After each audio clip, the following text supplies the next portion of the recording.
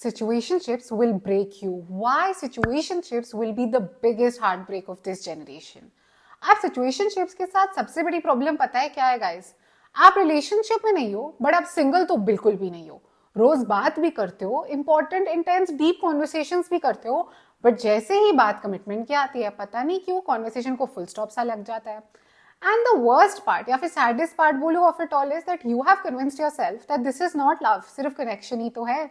But my dear, let me tell you, attachment है. And attachment is one of the most difficult things to deal with जब वो इंसान यहाँ से चला जाता है या आपकी लाइफ में नहीं होता. So getting into a situationship, it's like setting yourself for a heartbreak जो आज नहीं तो कल पर होगा जरूर और पक्का होगा. Hi guys and welcome back to my channel. और आज के वीडियो में हम बात करने वाले हैं about one such topic or rather should I say about one such relationship जिसमें होता सब कुछ है. That is emotional conversations, deep talks, everyday conversations. रोज मिलना भी, बस दो चीजें नहीं होती, ना clarity ना commitment. और ये जो लैक है ना of clarity and of commitment, यही बन जाता है आपका सबसे बड़ा heartbreak. So on that note, let's begin watching, guys.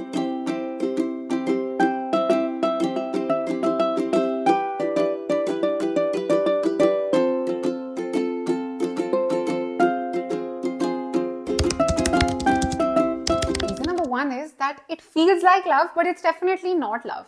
But guys, my question to you is that you're doing everything that anybody in love, chalo, love might be a big thing, but anybody in a relationship would do. You guys are meeting very regularly. आप लोग रोज बातें भी कर रहे हो और ये सिर्फ surface level conversations नहीं है like what is your favorite color या फिर खाने में सबसे ज्यादा क्या पसंद है. ये intense, serious, deep conversations है about life. Those conversations which make you emotionally invested in one another. Those conversations जिसमें maybe you're allowing them or even they are allowing you to enter a very sacred space of your and of their life. But जैसे ही बात commitment की आती है तो आप दोनों एकदम चुप हो जाते हो या फिर आप नहीं सोच सकता एक बंदा भी चुप हो जाता हो क्योंकि दोनों की रीजनिंग ये रहती है यार इट्स कॉम्प्लिकेटेड क्योंकि ना इस रिलेशनशिप का कोई कमिटमेंट स्टेटस है और ना ही कोई लेबल है पर बातें सब वैसी ही हैं हरकतें सारी वैसी हैं. बाय हरकतें I mean the amount of emotional investment that you guys have put in each other. And you might say अरे लव नहीं है. आई एम श्योर लव नहीं होगा गाइस, चलो मान लेती हूँ आपकी बात. अटैचमेंट तो है, एक कनेक्शन तो है, पर एक बात बताऊं लाइफ में ना when there's a connection, when there's a person who's meant to stay in your life forever, the one thing you will definitely feel is clarity. But right now the one thing you're definitely always feeling is confusion. तो यही है आपके सबसे बड़े question. Number 2, no commitment means no security. No security means you are going to constantly feel insecure. एक दिन तो आप दोनों की बातें खत्म ही नहीं होंगी, पूरी पूरी रात बात करोगे, अगले दिन हो सकता है सामने वाला गायब हो जाए. एक दिन तो ऐसा होगा कि उनको लगेगा यार यहाँ भी जाना है वहां भी जाना है. एक महीना तो आप पूरा अपनी यूनिवर्सिटी की सारी चीज देख लोगे, सारी चीजें देख लोगे, बट नेक्स्ट कोई प्लान ही नहीं बना रहा है. और फिर धीरे धीरे पता है क्या होता है, अब सामने वाले को तो आपको लगता है मैं क्या ही बोलूँ, what I do I have, इस रिलेशनशिप का तो कोई लेबल ही नहीं है तो मैं किस स्पेस से जाके इसको क्वेश्चन करूँ. तो आप क्या करते हो, आप अपने आप को क्वेश्चन करने लग जाते हो. डिड आई से समथिंग बैड, मैंने इसको कुछ गलत तो नहीं बोल दिया, ओ नो मैंने इसको कुछ ऑफेंसिव तो नहीं बोल दिया, यार कहीं ऐसा तो नहीं सिर्फ वन साइडेड ही है ये कनेक्शन, कहीं वो मुझे यूज तो नहीं कर रही. होता है ना ये सब. तो यही है और गाइज ये होता ही रहेगा क्योंकि लाइफ में ना you can only feel secure as humans, we can only feel secure अगर हम एक सेफ और कमिटेड स्पेस में है. पर ये एक ऐसा बॉन्ड है जिसका बेस ही ये होता है कि कोई कमिटमेंट नहीं होगी, कोई लेबल नहीं होगी. तो ऐसी स्पेस में तो आप फॉरएवर ही कंफ्यूज और इनसिक्योर फील करोगे ही ना. It's very much obvious, it is going to always make you feel very डरा हुआ and very fearful. Reason number 3, you get attached but कोई हक ही नहीं है अटैचमेंट वाले राइट्स का. क्योंकि आपको बुरा तो लगता है पर कैसे बोलूं, कोई वो कमिटमेंट थोड़ी है हमारी एक दूसरे के साथ. यार ये तो बेयर मिनिमम है, इतनी एक्सपेक्टेशन तो होनी चाहिए, पर कैसे होए, इस रिलेशनशिप में कोई लेबल थोड़ी है. यार उसने ऐसे नहीं किया, मुझे बुरा लगा, पर कैसे बोलूं, उसने कहा थोड़ी था कि वो ये करेगा. ये सारे जो क्वेश्चंस होते हैं ना, ये सारी जो फीलिंग्स होती है, क्योंकि अटैचमेंट तो है पर आपको लगता है मेरा कोई हक ही नहीं है, I don't have any rights over this person, ये बॉन्ड या ये रिलेशनशिप में इन सब चीजों के लिए जगह नहीं है. तो ये चीजों की वजह से जो आपको फील होता है, the pain, the anxiety, the restlessness, the chaos within you, that's your biggest heartbreak. Truth be told, इससे ज्यादा पेनफुल रीजन क्या ही हो सकता है. इससे ज्यादा चीज आपको पता है, एक चीज आपको अजीब फील करा रही है but you are voluntarily doing it because you know कि हाँ इट्स लाइक कि मुझे पता है इस चीज से मेरी तबीयत खराब होगी, फिर भी मैं खा के ना अपने आपको क्वेश्चन करूंगी, चैलेंज करूंगी, देखती हूँ इस बार होगा कि नहीं. और सोचो you are doing this again and again to your heart, to your self, knowing that it's going to hurt you big time in the end. Next reason is that you start doubting yourself. आप situationship की सबसे बड़ी problem ये होती है कि आप लोग ऑफिशियली कुछ हो ही नहीं. और क्योंकि ये सिचुएशन इतनी कंफ्यूजिंग होती है, इतनी क्योटिक होती है और इतनी डिस्टर्बिंग होती है, तो आपको समझ नहीं आता कि आपने अपने इमोशन के साथ करना है क्या, क्योंकि सामने वाले पे तो आप बिल्कुल ही प्रोजेक्ट नहीं कर सकते या निकाल नहीं सकते ना, क्योंकि ये तो यहाँ पे तो कुछ ऐसा क्लॉज है ही नहीं ना, यहाँ पे तो आपने करना ही नहीं अपने आप को express. So what do? You do the next best thing possible, which actually in this case is the worst thing, which is that you start questioning yourself. You start asking questions like, am I not good enough? मैं boring हूँ क्या? मेरे में कोई कमी है क्या? Why is she not invested? Why is he not replying? होता है ना ऐसे. और ये क्यों होता है गाइस? क्योंकि कोई कमिटमेंट नहीं है, कोई लेबल नहीं है. तो आप अपने आप को ही क्वेश्चन करोगे ना, आप वो फियर अपने आप को ही इंटरनलाइज कर लोगे, and then you start sort of, I would say, अपने आप को, अपना ट्रस्ट ब्रेक करने लग जाते हो, अपनी सेल्फ वर्थ ब्रेक करने लग जाते हो, अपनी आइडेंटिटी को क्वेश्चन करने लग जाते हो. बट इन सारी सिचुएशंस में प्रॉब्लम आप हो ही नहीं. इनफैक्ट प्रॉब्लम पता है क्या है इन सब सिचुएशंस में? The lack of clarity. आपको लग रहा होगा कि मैं बार बार लैक ऑफ क्लैरिटी बोल रही हूँ, but guys this is the biggest problem, and that is the biggest reason why these situationships are ending up to be the biggest heartbreaks for this generation. Reason is guys that in situationships ना आप you live on hope, you live in delusions, not in reality. आपकी life ना forever एक आस बन के रह जाती है कि शायद एक दिन वो चेंज हो जाएगी, शायद एक दिन वो मुझे कमिट कर दे, शायद एक दिन सब बढ़िया हो जाएगा. अब what if वो शायद एक दिन आए नहीं guys, you might be wasting months, forget months, you might be wasting years for that person, for them to eventually not even give you that commitment or that clarity because they never said it to you, right? ये आपके what ifs थे, और हर कोई what if तो reality नहीं बन सकता ना. और आप इन what ifs में रह रहे हो, constantly इन what ifs की cycle में भी जी रहे हो, but this is a what if which is not going to be assured, it is actually hardly going to be assured. और life का एक सच बताओ, when somebody actually loves you na, they will not wait for one perfect day or ek din or the right time. If they love you, they love you. Right now you're setting yourself up for a heartbreak because that day might not come. If you're with someone जो constantly आपको एक space of confusion या clarity में रख रहा है ना guys, then definitely that's not love, because if somebody knows कि आप उनकी वजह से disturb हो रहे हो, and if they love you, they will do anything and everything possible to make you feel secured. So अब आपको लग रहा होगा यार उनको कैसे पता कि मैं insecure feel कर रही हूँ.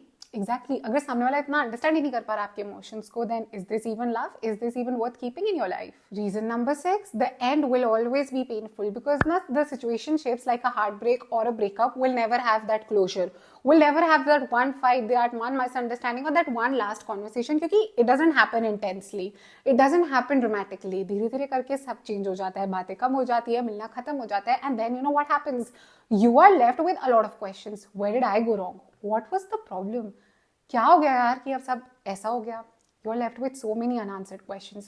Questions जिनके you know, for to be very honest, for life you might not even get some answers. Some क्या? Those questions कौन आंसर करेगा? उस इंसान को आप किस हक से जाके पूछोगे, और कौन सा अगर आप जाके पूछो भी वो आपको आंसर्स दे देंगे. That's why a situationship will always hurt more than a breakup would, because maybe in a breakup you do get those answers, you do understand, but a situationship you will always be unanswered, you will always be confused because you never had that conversation with that person and you will never have, क्योंकि आपको पता है यार मेरा कोई हक नहीं है, मेरा कोई मतलब नहीं बनता मैं उससे जाके ये बात. Reason guys which is going to be a very hard hitting reality to a lot of you, आपके लिए थोड़ा सा हो सकता है difficult भी हो accept करना, but it's okay, we're all about difficult conversations over here, is that eventually you realize that you were in love with them at one point. क्योंकि आपको रियलाइज करता है या होता है रादर कि जहां आप बोलते थे ना हम ऐसा करेंगे, हम वो करेंगे, वो हम सिर्फ आपके लिए था, सामने वाला उस हम का पार्ट ही नहीं था. For you everything was a joint venture, a joint commitment, a joint fun activity, but for them it was not about that, it was always about you and I, not us और we together as a unit. So maybe while you were invested, आपके emotions आ गए थे, you were actually sensing real attachments and deep connections, they were just living in the moment and having a nice time. And nothing's going to break your heart more than knowing that you got yourself in a situation, you put yourself so much in a situation just for the सामने वाला person to think of it just like a next thing that's happening in your life or in their life, not as something big that's happening in your life together. अब आ जाता है guys time for some real talk, which is that why do people tend to stay in situationships? मतलब सब पता भी होता है, then why are they still doing this to themselves? The answer being actually there could be many, but for me the 4 main reasons are. Reason number 1, attention की आदत हो जाती है. As humans we thrive attention, we love attention, और constantly चाहे थोड़े से time के लिए कोई वो attention दे रहा है तो हमें अच्छा लग रहा है, and so we're just having a nice time. Reason number 2, which is might be a bit heartbreaking and emotional, is that आपको लगता है what if he or she is the one, you actually start believing that you have a forever with them and that hope lives on in you because आपको लगता है यार क्या पता मुझे ऐसे ही इसको मिलना हो. Reason number 3 is you might be settling for less. आपको शायद लग रहा हो कि आई डोंट डिजर्व इससे ज्यादा, इतना ही मिल गया बहुत बड़ी बात है। अब हो सकता है आप अपने आप को इतना कन्विंस कर लो कि हाँ मुझे इतना ही मिल गया, ये बहुत बड़ी बात है, that you actually believe and feel and truly have made your peace with the fact that this is what you want in your life. So of course, it's what you do. You settle for less than you deserve. And the last reason, guys, which if you're feeling that way, please know that my space is always open for you, is that you feel alone. आपको अकेला feel होता है, तो चाहे ये थोड़े time के लिए ही है, कुछ टाइम के लिए ही है, टेम्परेरी अरेंजमेंट या बट थोड़े टाइम के लिए आपको प्रोटेक्टेड और सिक्योर्ड फील करा रहा है, and may be that's what you want.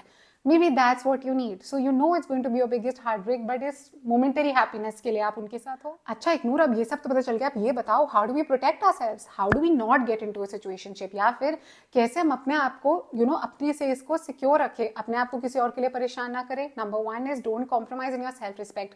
सामने वाला आपको तभी इज्जत देगा जब आप अपने आप को इज्जत दोगे. Guys, so see the beauty in you because I'm sure you're an amazing person. Number 2, ask for clarity. Confusion की स्पेस में बिल्कुल मत रहो, सामने वाले के लिए बहाने मत बनाओ. अगर उन्होंने कुछ ऑफ करा है या कुछ अजीब करा है तो बात करो यार उनसे. Number 3, see if actions match their words. बातें तो सब बड़ी बड़ी कर लेते हैं, पर देखो if they are walking the talk, if their actions and their words match. And number 4, notice the small gestures because the small gestures, the small acts, they are actually the ones that make the biggest impact. तो उनकी छोटी छोटी चीजों को भी notice करो. मैं ये नहीं कह रही सब कुछ ओवरथिंक या ओवर एनालाइज करो, पर कुछ भी इग्नोर मत करो. और सबसे बड़ी बात ना हमेशा याद रखना guys, that if they are the one for you, you will not feel confused, you will not feel chaotic, you will feel extremely at peace. क्योंकि real love is all about being at peace. Real love से ना butterflies नहीं आती पेट में, in fact दिल को सुकून feel होता है. तो जिसको देखकर सुकून मिले समझो वही है आपका forever. And with that we come to the end of today's video guys. I hope इस वीडियो से आपको लाइफ में क्लैरिटी मिले, और अगर आपको ये वीडियो रिलेटेबल लगा तो प्लीज जाने से पहले चैनल को सब्सक्राइब करो, मुझे इंस्टाग्राम पे फॉलो करो और कमेंट से बताओ कि आपको कौन सा पार्ट सबसे रिलेटेबल लगा.